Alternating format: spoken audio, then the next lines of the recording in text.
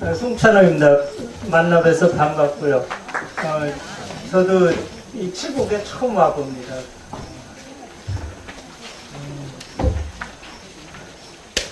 저는 이렇게 원고 없으면 단 10마디도 못하기 때문에 간단하게 적어온 거 그냥 읽고 내려가도록 하겠습니다. 자료집에 나와 있는 것처럼 이거는 이제 시가 다 꽃에 이렇게 꽃을 소재로 한 시여서 그 부분에 대해서 잠깐 말씀을 드리겠습니다. 한동안 저는 이제 꽃을 소재로 이제 여러 편의 시를 썼습니다. 제 이번 봄에 시집을 냈는데 그 전 시집에 고양이가 돌아오는 벽이 붙어 있는 그 사진, 거기에 있는 그 시집에 꽃을 소재로 한 시집들이 많습니다.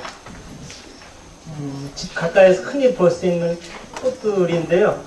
제가 한번 제 시에 인용된 꽃의 이름을 한번 쭉 이렇게 우선 말해보겠습니다. 칸나, 맨드라미, 해바라기, 서광, 금꽃, 나팔꽃, 벚꽃, 복사꽃, 살구꽃, 민들레꽃, 찔레꽃, 숯부쟁이, 페랭이꽃, 채송화, 백이용, 장미 등등.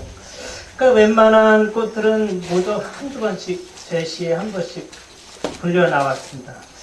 그런데 그 시를 이렇게 쓰기 위해서 이렇게 관찰하거나 탐구하지는 않았습니다.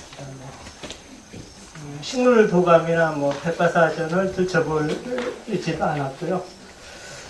그것은 아직 시골에는 그런 꽃들이 봄서부터 가을까지 지천으로 피어 있기도 하고, 제가 시골에서 태어나서 여지껏 고향에서 멀지 않은 여전한 시골에서 살고 있거든요.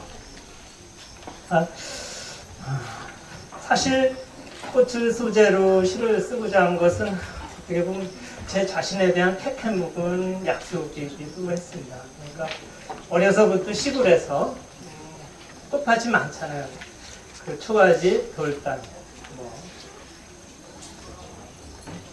그러니까 가난했지만은 집집마다 장독대건 앞에 두엄떡이면 꽃밭이 있는, 그러니까 어떻게 보면 그 찬란한 가을 가난이다 이렇게 말씀드릴 수 있겠는데, 어려서부터 그렇게 꽃밭에서 뒹굴면서 컸기 때문에 꽃에 대한 헌사를 바치고도 싶었어요.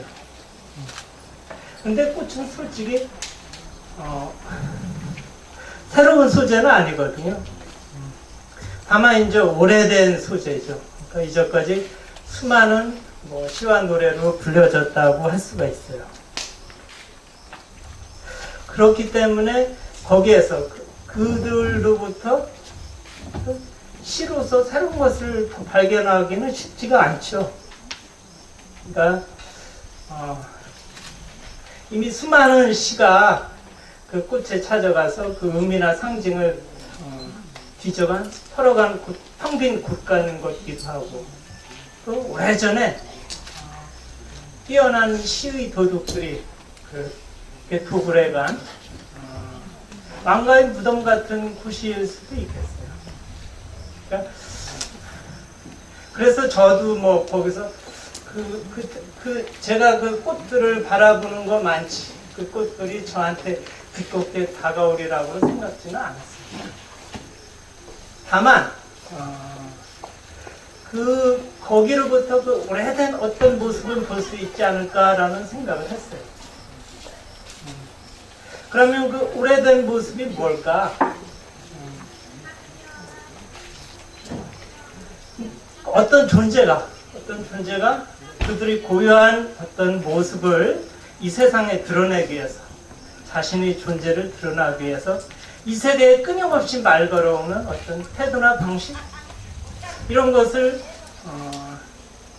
오래된 모습이라고 할 수 있지 않을까, 저는 그렇게 생각을 했습니다. 그러니까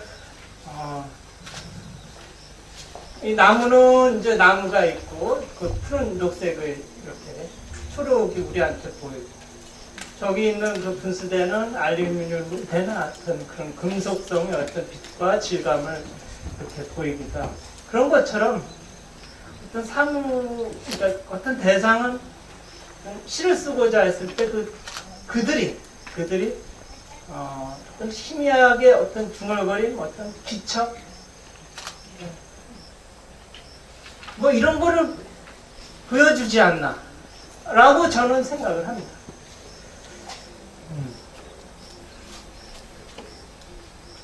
여튼 저는 그래서 뭐 이렇게 뭐 탐구나 관찰은 하지 않았다고 하더라도 또 제 집 주위에 뭐 사시사철 늘 피어 있으니까 자주 들여다보고 오래 들여다보고 했죠.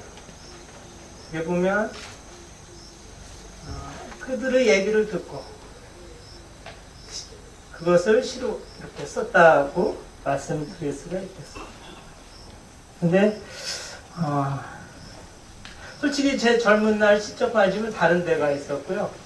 그 다음에 뭐 세상의 소음이나 외침 이런 것 때문에 그들 목소리를 제대로 듣지를 못했어요.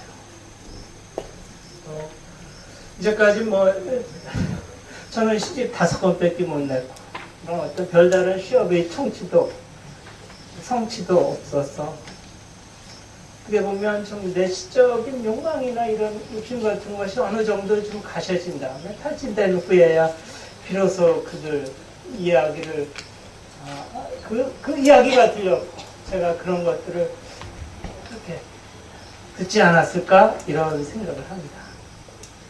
하여튼 그 꽃들을 그 주위에 있는 꽃들을 보면서 제가 또 동시 듣습니다.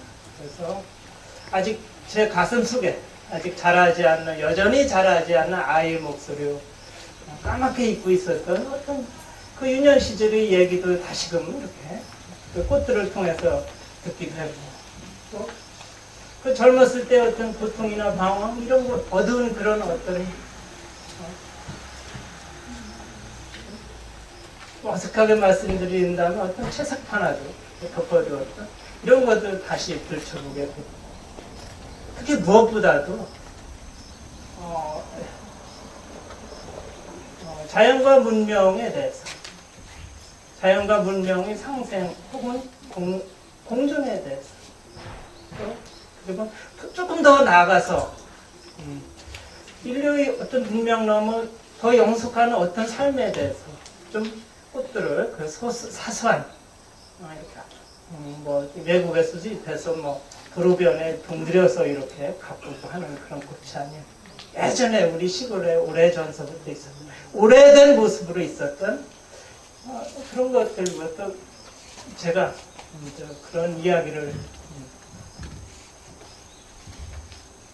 들은 거죠, 제가. 근데 그들을 통해서 이야기를 들었다고 하지만 솔직히 이건 뭐 하나의 수사일 뿐이고 그들의 이야기나 입을 빌어서 솔직히 내 하고 싶은 얘기를 했다고 하는 게 더 솔직한 고백일지도 모르겠습니다. 저는 이제 지금도 시골에 살고 있으니까 시골은 지금 도시에 포위되어 있고 어떻게 보면 자연은 문명에 계속 쫓기고 있다고 생각할 수가 있습니다. 그러니까 작년 저작년에 우리 집 가까이 아주 가까운 곳에 엄청 큰 공장이 들어섰어요.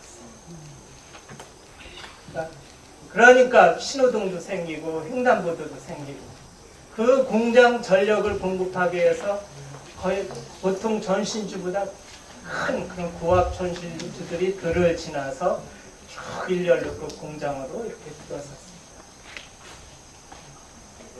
이렇게 급변하는 환경 앞에서 활시는 무엇을 얘기해야 되는가 생각해 볼 수가 있습니다. 근데 이제 아까 문정희 선생님이 뭐 기운적이고 이런 시에 대해서 이렇게 말씀하셨는데 저는 뜨끔했습니다. 그러니까 제가 이 시를 통해서 어떤 자연과 어떤 비판적인 문명을 얘기하고자 하는 건 아닙니다.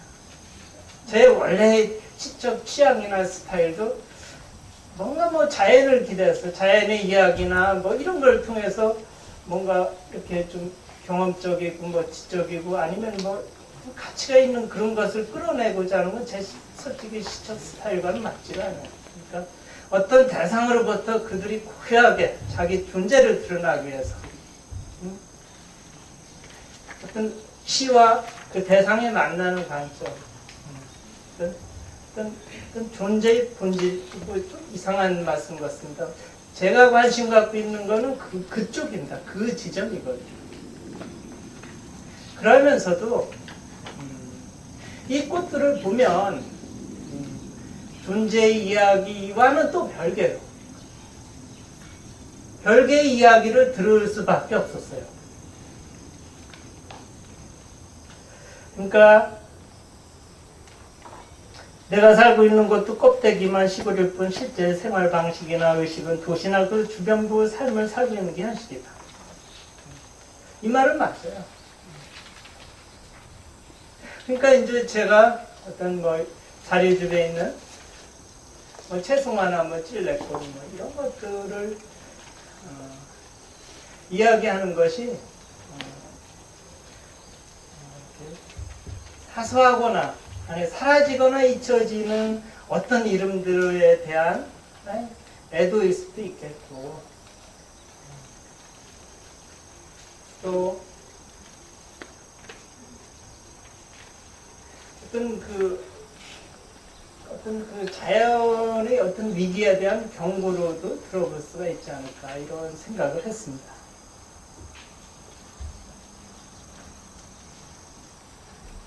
또 더 커지고 더 빨라지고 더 빛나려는 욕망의 폐허 넘어 잃어버린 삶의 원형이나 공동체적 가치를 찾아가는 그런 길이 노래라. 제가 그냥 읽어서 죄송한데 여하튼 저는 그렇게 뭐 시골살이에 큰 불만은 없어요. 하지만 시골 생활의 어떤 시골의 전원 생활도 믿지는 않습니다. 시골에서 그런 삶은 더는 실제하지 않는다고 생각을 해요.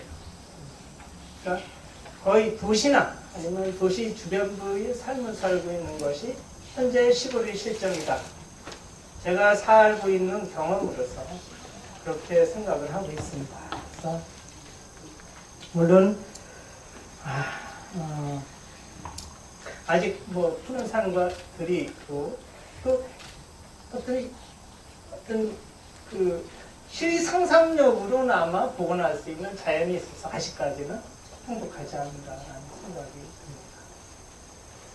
오늘 큰 저기가 나이 시세계인데 저는 뭐 그런 거 준비해 오지는 않았고 다만 이제 앞으로 물론 한동안 꽃에 대한 시를 여러 편 쓰기는 했지만 요즘 제 시는 이제 관심이 조금 다른 데로 올라가는 것 같습니다. 그래서